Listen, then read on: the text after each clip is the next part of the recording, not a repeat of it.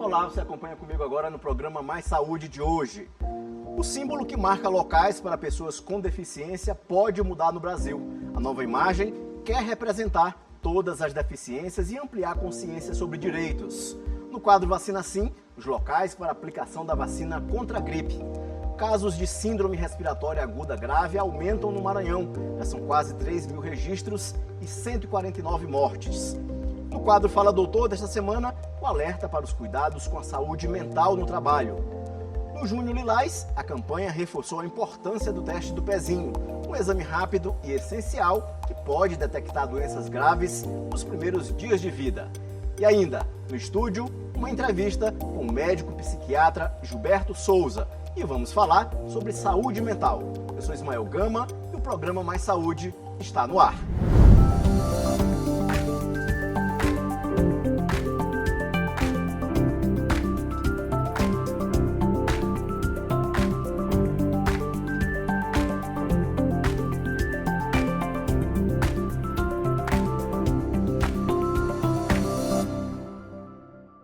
O símbolo que identifica espaços e serviços destinados a pessoas com deficiência pode mudar em todo o Brasil.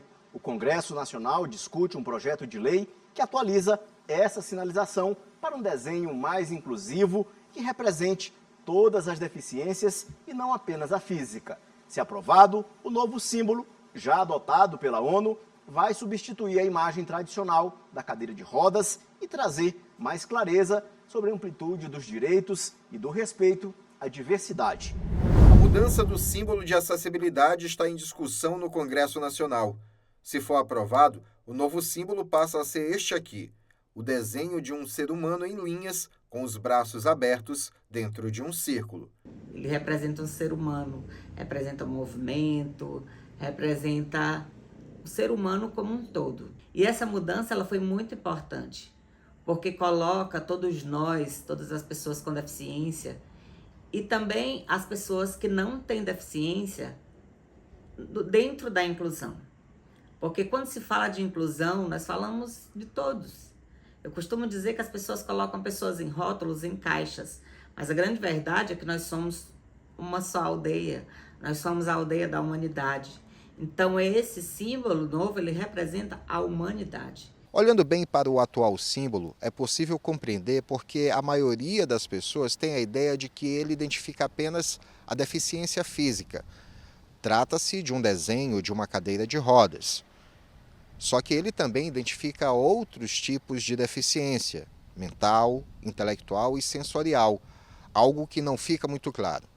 Por isso, a proposta é de mudança para um novo símbolo, que já é adotado pela ONU desde 2015. Para este advogado, o novo símbolo representa com maior precisão a amplitude da inclusão de pessoas com deficiência. O primeiro, que é o que é mais conhecido, de fundo azul, com uma cadeira de rodas, ele retrata o quê? Ele retrata todas as deficiências, porém, a pessoa leiga, quando olha, ela identifica só que a deficiência é o cadeirante. Só que nós sabemos que tem deficiências que não estão ali, a olho nu, que você não identifica. Esse novo símbolo, ele traz o quê? Ele representa, ele traz algo mais novo, um ser humano no centro, e ali representando todos os tipos de deficiência. O projeto de lei que propõe a mudança já passou pela Câmara dos Deputados, seguiu para o Senado Federal e está de volta à Câmara para a segunda votação, após observações feitas pelos senadores. Se aprovada e sancionada, a iniciativa passa a valer. Todos os locais que precisam ter a sinalização deverão fazer a mudança no prazo de até 3 anos. Isso é um marco, representa muito para a gente como comunidade de pessoas com deficiência. Porque ali a gente vai saber que é um lugar para todos. É um lugar onde acolhe todas as pessoas com deficiência. E isso é um marco histórico e é uma vitória para todas as pessoas com deficiência. O importante é que, mais do que mudar um símbolo, é fundamental uma mudança de atitude. É preciso respeitar os direitos de todos, independente de qualquer deficiência. Acompanhe agora os locais das principais unidades de saúde que a vacina contra a gripe está disponível. No nosso quadro Vacina Sim.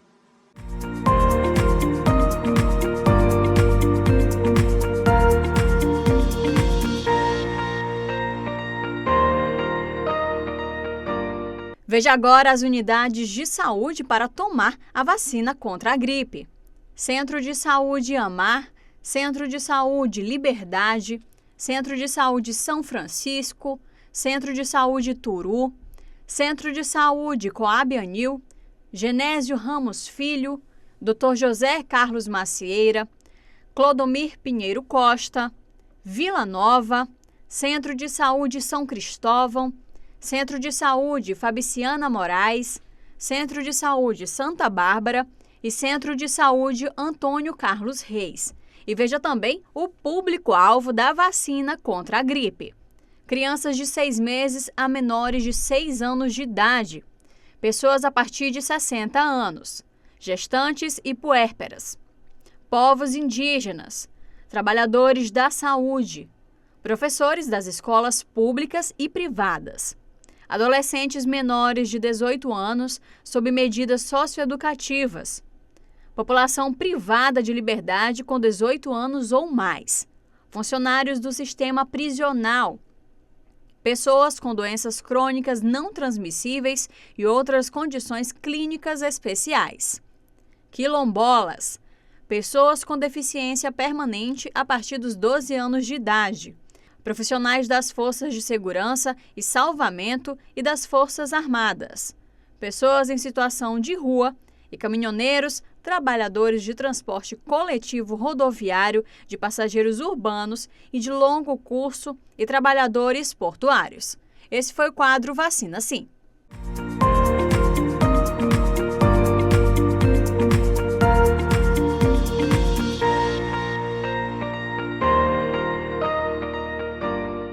O número de casos de síndrome respiratória aguda grave não para de crescer no Maranhão.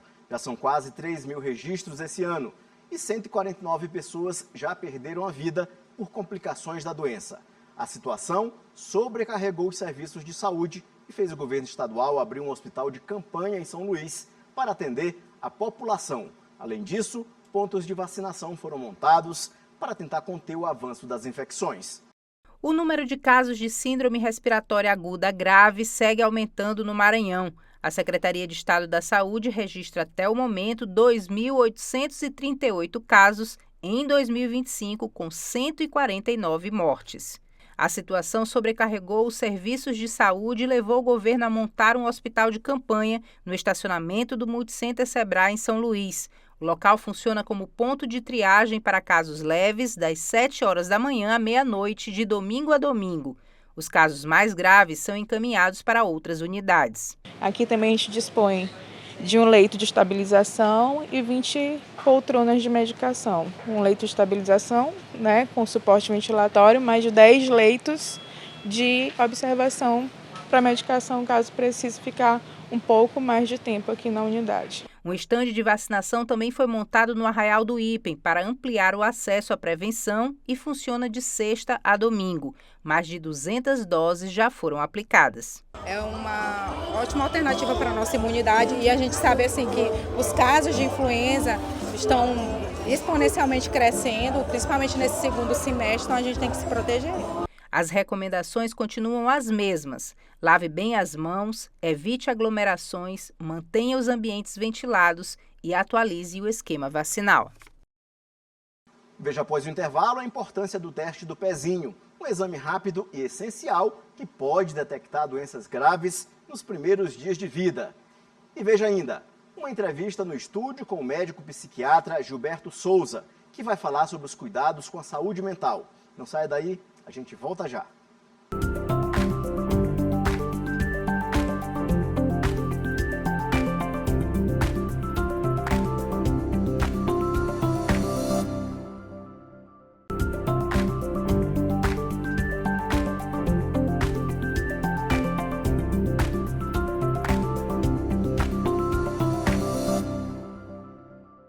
O teste do pezinho é um exame simples, mas que pode fazer toda a diferença no futuro das crianças. Junho foi um mês dedicado a conscientizar pais e responsáveis sobre a importância da triagem neonatal. Mas esses cuidados devem ser durante todo o ano. A campanha Junho Lilás reforçou que o exame deve ser feito ainda nos primeiros dias de vida e pode identificar doenças graves que, se tratadas precocemente, salvam vidas e evitam sequelas. Cerca de 7.000 exames de recém-nascidos são analisados todos os meses neste laboratório da APAE São Luís. É aqui que o teste do pezinho, essencial para a saúde do bebê, identifica de forma precoce 7 doenças que podem comprometer o desenvolvimento infantil caso não sejam tratadas a tempo. Doença falciforme e outras hemoglobinopatias, fibrose cística, fenilcetonúria, hiperplasia adrenal congênita, deficiência da biotinidase, toxoplasmose congênita e hipotiroidismo congênito são identificadas pelo teste do pezinho. Importantíssimo no começo de vida, nunca deixe de fazer o teste do pezinho da sua criança. São doenças metabólicas, doenças genéticas que a gente pode melhorar a qualidade de vida da criança e podem tratar, tem doenças que são tratáveis. Quando o diagnóstico chega a tempo, faz toda a diferença na vida da criança e da família. Foi o que aconteceu com Pamela, mãe do pequeno Enzo, hoje com 3 anos. O teste foi fundamental para identificar o hipotiroidismo congênito e iniciar o tratamento ainda nos primeiros dias de vida. Representou muita coisa, né? Porque ele poderia não poderia falar, não poderia andar, e com o remédio ajuda a controlar a sinalidade dele, o desenvolvimento, os órgãos dele, tudo. Casos como o do Enzo mostram a importância da triagem neonatal. A coordenadora do serviço destaca que o teste é gratuito pelo SUS e deve ser uma prioridade. Além do cuidado técnico, a APAE São Luís oferece acolhimento a mães e bebês que vêm do interior em busca de atendimento especializado. A família vem, ela tem direito ao café da manhã, o almoço e o jantar e o alojamento, isso tudo por conta da instituição. A família não desembolsa pagamento nenhum, tudo é garantido pela instituição. Com tratamento humanizado também. Exatamente, com tratamento humanizado, porque aqui ela recebe, além do atendimento médico específico, né, ela tem também o atendimento psicológico, o acolhimento pelo serviço social. O teste do pezinho é um gesto simples, mas de impacto gigante. Um exame que salva vidas e garante um futuro mais saudável para milhares de crianças em todo o Maranhão. No quadro Fala Doutor desta semana, as dúvidas da população com os cuidados que devemos ter com a saúde mental no trabalho. E quem responde é o psicólogo Mauro Sérgio Barbosa Brandão Júnior.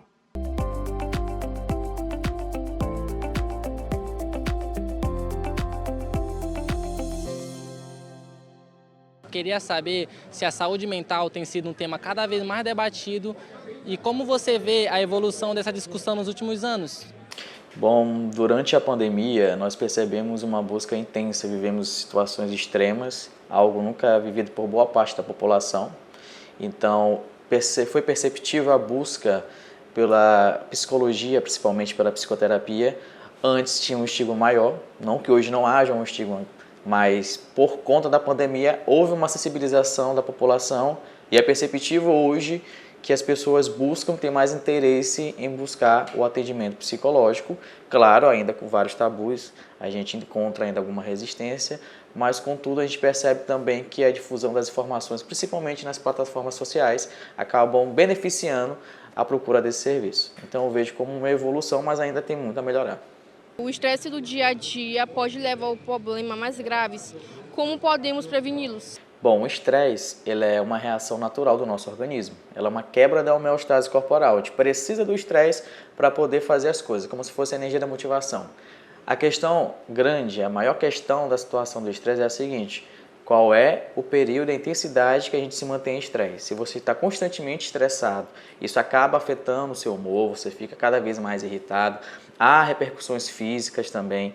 Então, acaba gerando uma desorganização de ordem psicológica e de ordem fisiológica que, sim, pode levar ao adoecimento, tá certo? Então, a grande questão é o tempo que a gente passa exposto a esse estresse.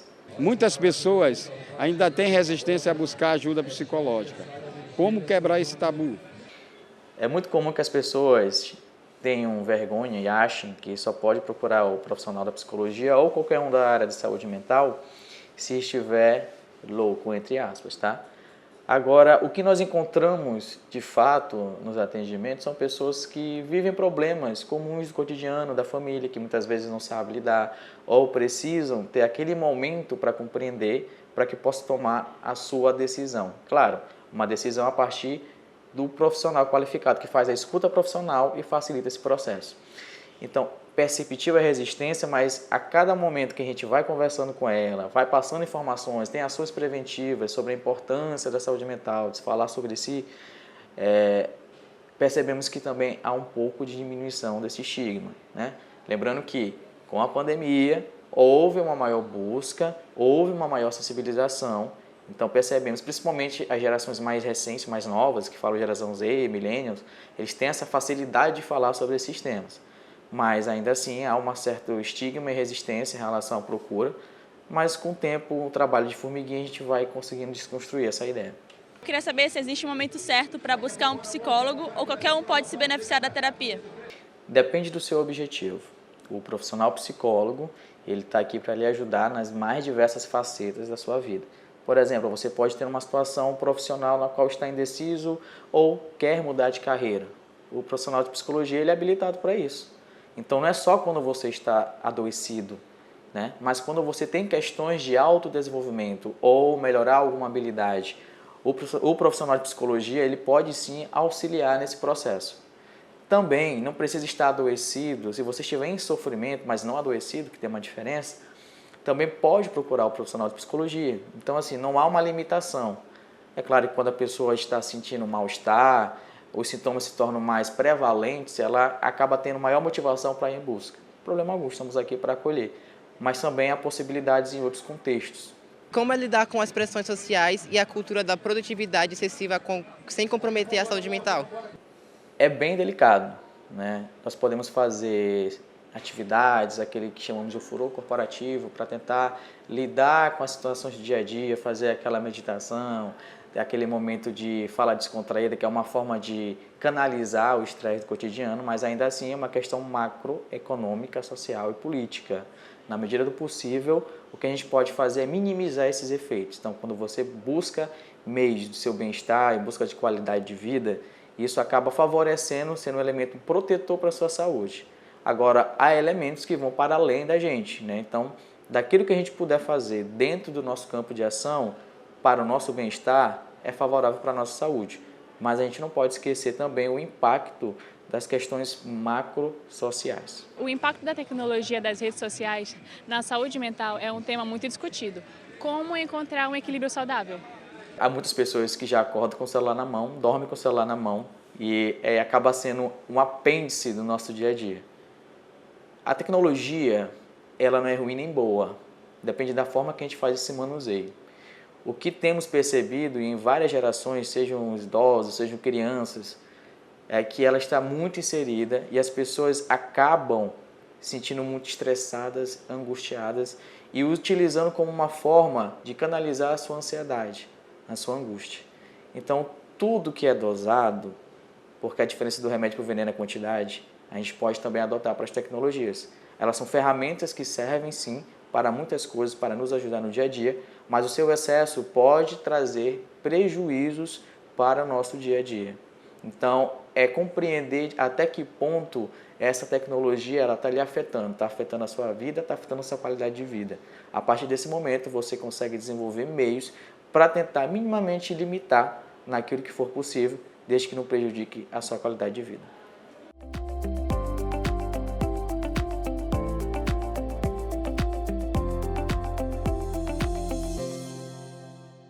No programa de hoje, a nossa entrevista é com o médico psiquiatra Gilberto Alves e vamos falar sobre saúde mental. Doutor Gilberto, seja bem-vindo aqui ao programa Mais Saúde da TV Assembleia. Obrigado, Ismael. É uma honra estar aqui com vocês, conversar um pouquinho sobre um tema tão importante, né? Doutor, vamos começar sobre o transtorno bipolar. O que é e o que diferencia o transtorno bipolar de uma outra variação de humor, por exemplo?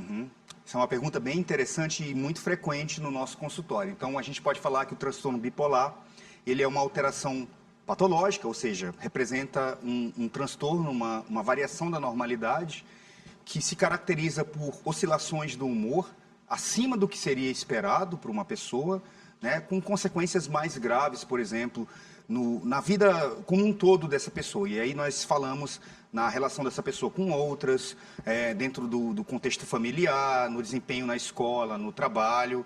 Então, toda vez que uma pessoa tem uma crise, e aí classicamente no transtorno afetivo bipolar, didaticamente dividimos entre mania e depressão, a mania sendo uma espécie de euforia do humor, né, ou de irritabilidade excessiva, acompanhada muitas vezes de aceleração do pensamento, de alteração do sono.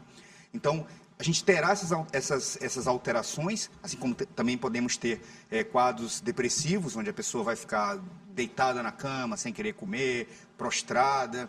Então, são alterações importantes que acontecem quase que como uma espécie de crise, ou seja, tem uma duração durante vários dias ininterruptos, prejudicando, como eu havia te falado, o funcionamento dessa pessoa em diversos campos da vida. Doutor, em relação ao transtorno bipolar, como é que funciona? A família pode identificar um quadro depressivo nessa situação? Se é maníaco, se é depressivo? Como é que funciona? Qual é o alerta para as famílias que suspeitam de uma condição como essa? Essa pergunta, Ismael, é muito importante, muito informativa, porque a gente precisa diferenciar o que é uma regulação do humor considerada normal e esperada por uma pessoa dentro de um contexto cultural, daquela que pode indicar uma doença. Então, todas as vezes que nós temos sinais como a pessoa, por exemplo, tendo alteração do sono muito grave, passando a consumir drogas ou álcool de uma forma excessiva, pessoas que têm uma clara mudança na manifestação do comportamento, com irritabilidade, agressividade excessiva, discurso acelerado, impulsividade, com prejuízos aí em várias esferas da vida. Financeiro também, né, doutor? Financeiro, gastos descontrolados, atividade sexual também de uma forma perigosa. Então, todas as vezes que temos características dessas somadas num espaço de tempo, num intervalo de tempo determinado, por exemplo, em uma semana ou em um mês, ocorrendo quase que de uma maneira ininterrupta e causando sérios prejuízos à qualidade de vida dessa pessoa, a gente pode desconfiar da presença de um transtorno bipolar ou de um episódio maníaco, tá? Então, a família tem que estar alerta para procurar ajuda profissional nesses casos. Doutor, nesse caso de euforia, logo depois de uma crise de euforia que pode durar alguns dias, acontece da pessoa ficar muito triste também. É bipolar porque tem essas mudanças de humor, de uma hora está muito alegre, outra hora está muito triste? Então, isso é uma coisa interessante também, uma outra pergunta super interessante da bipolaridade, porque, classicamente, a bipolaridade ela é caracterizada por episódios, que a gente vai chamar de episódios em psiquiatria, que é esse período aí de, no mínimo, uma semana de sintoma. Ou maníacos, que é essa polaridade mais para cima, com agitação, agressividade, irritabilidade, ou depressivos, que é um período aí de tempo onde a pessoa vai estar para baixo, prostrada, isolada, pensando na ideia de morte, etc. e tal. Às vezes, pode acontecer como uma sucessão da mania a emergência de um episódio depressivo. Às vezes, não. Às vezes, pacientes só têm episódios maníacos. Existem pacientes bipolares que só têm mania. A classificação americana de psiquiatria, as classificações internacionais da Organização Mundial de Saúde, elas preconizam que para que uma pessoa tenha um diagnóstico de transtorno bipolar, que ela tenha, em algum momento da vida, pelo menos um episódio de mania. Então, pode acontecer, por exemplo, do seu João, que tem 60 anos, ter tido 20 episódios depressivos ao longo da vida, cada qual aí durando esse intervalo mínimo aí de 1 a 2 semanas, né? E ter tido apenas um episódio de mania. Então, somente um episódio de mania é requerido, é exigido para que nós possamos dar o diagnóstico de transtorno afetivo bipolar. Então, existem formas de doença bipolar com predominância de episódios de mania e formas com predominância de sintomas depressivos. E lembrando que o diagnóstico é feito por um profissional da área de saúde, um médico com formação em psiquiatria. Exatamente. E o que a gente observa também é que nas redes sociais se trata a bipolaridade como se fosse uma coisa comum e não é uma doença, não é uma brincadeira, não é uma doença leve, né? Exatamente. A bipolaridade aumenta em até 20 a 30 vezes o risco de suicídio, tá? A bipolaridade está relacionada ao aumento do comportamento sexual de risco, com um risco aumentado também para doenças sexualmente transmissíveis. A bipolaridade aumenta o risco de violência, de comportamento violento, inclusive de ser vítima de violência. A bipolaridade aumenta o risco de se separar. Então, a bipolaridade é uma doença muito interessante. Aumenta o risco de doenças vasculares e cardíacas, como, por exemplo, o infarto agudo do miocárdio é maior em pessoas, o risco de infarto agudo é maior em pessoas com bipolaridade. Então, é uma doença com repercussões tanto médicas, físicas, como sociais, econômicas e em outros aspectos da vida da pessoa. Doutor, em relação aos tratamentos atualmente, é possível a pessoa que fizer o tratamento rigorosamente, ela ter uma vida aproximado da normalidade? Sim, eu queria lembrar uma informação que muita gente se pergunta sobre a origem da bipolaridade. Os estudos de genética mostram uma herdabilidade na bipolaridade entre 40% a 60%.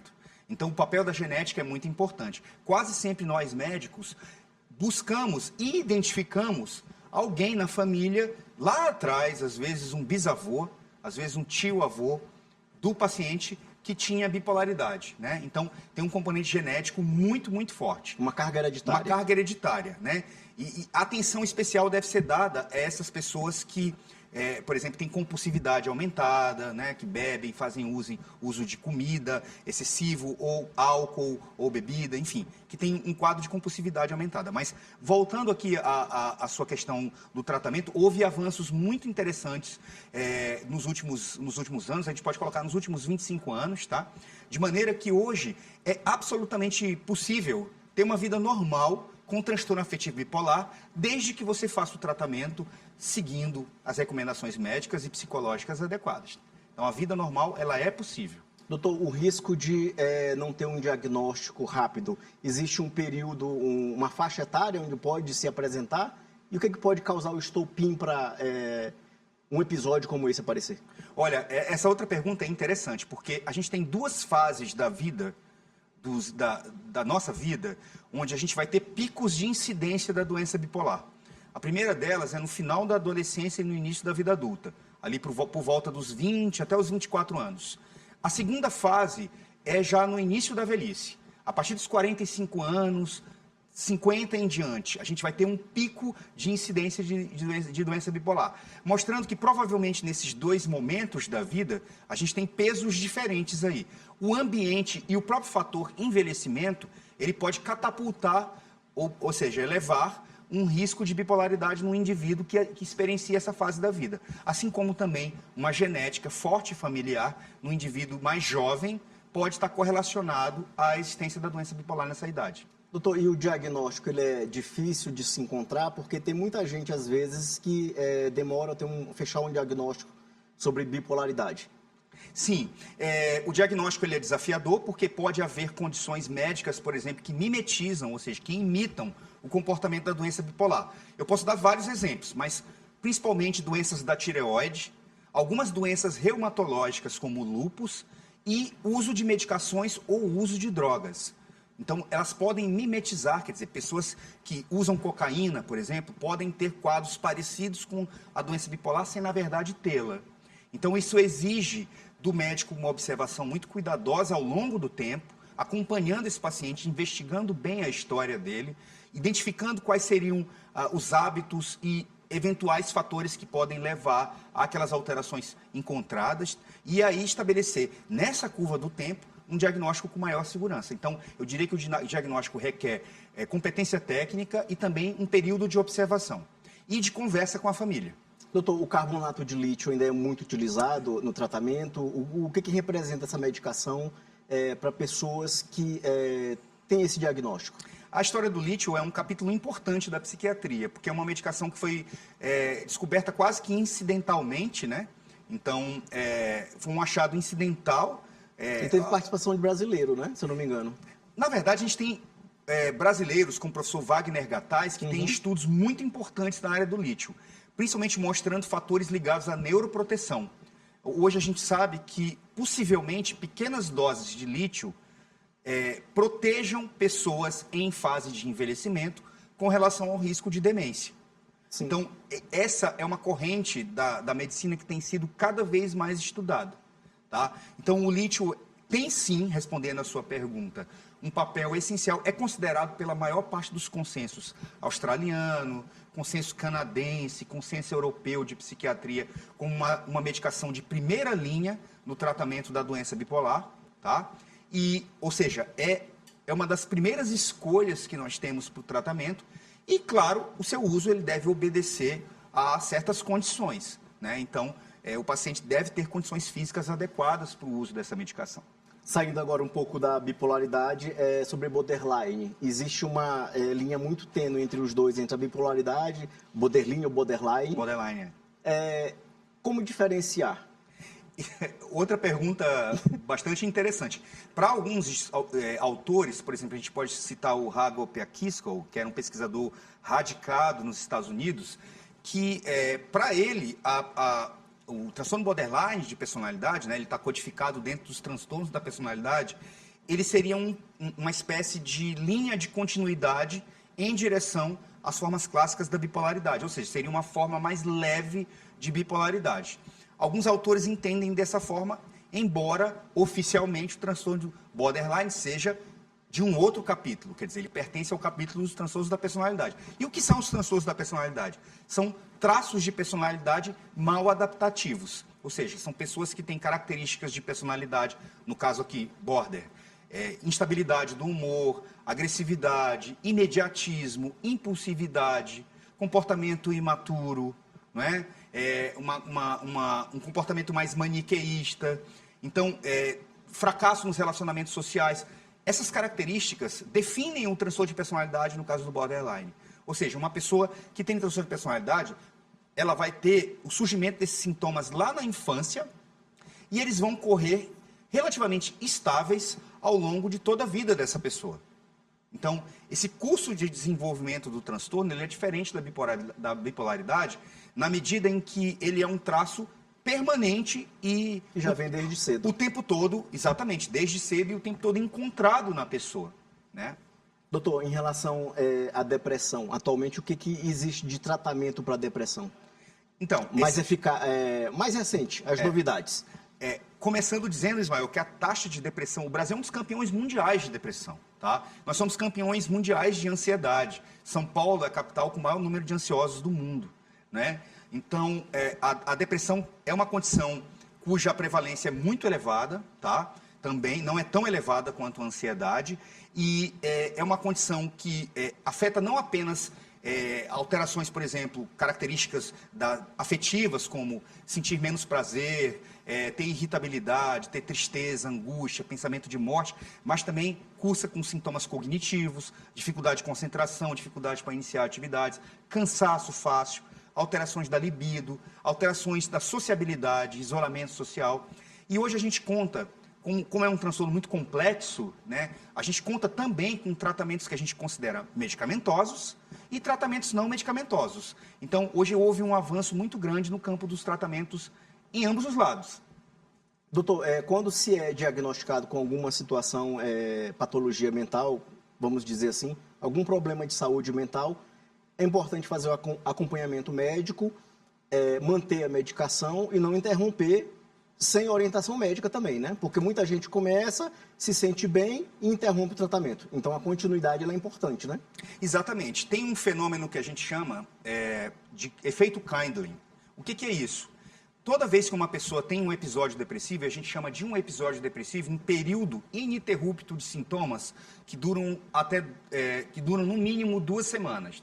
Então, naquele período de 2 semanas, a pessoa vai ter sintomas depressivos, tá? Então, ela vai ter ou humor deprimido, ou irritado, ou falta de prazer e mais alguns outros sintomas. Então, quando a pessoa tem um episódio depressivo, ela tem cerca de 30% mais ou menos de chance de, num outro momento da vida, dali a 1 ou 2 anos depois, ter um segundo episódio depressivo. Principalmente se ela não mantiver o tratamento medicamentoso, tá? Doutor, outra coisa aqui para finalizar a nossa conversa, passou rápido, né? Uhum. A importância da observação da família, de parentes, de amigos, de uma situação envolvendo saúde mental com algum conhecido. O que representa esse cuidado do familiar dessa rede de apoio? A psiquiatria é uma das especialidades médicas que mais precisam da rede de apoio. Muitas vezes observamos pacientes que não conseguem entregar, durante o exame médico, toda a complexidade do seu quadro. Então, há a possibilidade, e o Brasil tem essa característica boa, né? O Maranhão também, que é a gente tem uma sociabilidade muito espontânea na nossa cultura. E isso tem que ser usado ao nosso favor na saúde mental. Então, eu posso dizer que a cooperação entre as pessoas, o familiar que se preocupa com uma pessoa que está mais isolada, que está falando em coisas mais negativas, que está com menos prazer, ela é super decisiva para o sucesso do tratamento dessa pessoa. Então, a gente, sempre que possível, no contexto da avaliação médica, a gente convida o familiar a participar desse acompanhamento. Doutor, obrigado por sua entrevista aqui com a gente no programa Mais Saúde, aqui da TV Assembleia. Eu que agradeço a oportunidade e espero que a mensagem fique aí para as pessoas que cuidar da saúde mental é muito importante, né? Obrigado. Esse foi o nosso programa Mais Saúde de hoje. Para você, um bom início de semana e a gente se encontra no próximo domingo às 9 da manhã. Até lá!